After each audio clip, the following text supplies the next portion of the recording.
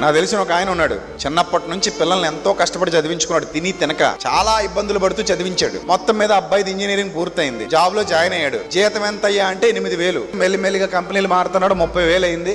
6 ఏళ్ళు అవుతుంది ఇప్పటికే. ఈ 6 ఏళ్లలో ఆ అబ్బాయి ది బెస్ట్ కంపెనీలో ఉన్నాడు సాఫ్ట్వేర్ ఇంజనీర్ గా. యాన్యువల్ ఇన్కమ్ ఎంతో తెలుసా? 50 లక్షలు.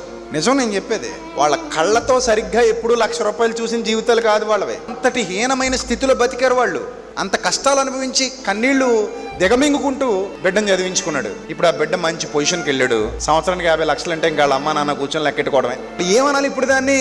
ఒక రకమైన అనుగ్రహైశ్వర్యం అనాలి అంతే. అప్పటి వరకు పెళ్లికి పిలవనేనోళ్ళు ఇంటికి వచ్చి మరీ బొట్టు పెట్టి అక్క మీరు దగ్గరుండి జరిపించాలని అంటారు. ఎందుకు అన్ని దగ్గరుండి ఎందుకు జరిపించాలి? 50 లక్షలు వస్తున్నాయి కాబట్టి సంవత్సరానికి. అప్పటి వరకు పిల్లలేమని అన్నోళ్ళు అసలు మేము చిన్నప్పుడే అనుకున్నాం వీడికి ఇద్దామని అంటారు. డబ్బులు ఏమనుకోండి దగ్గర కూడా రారు.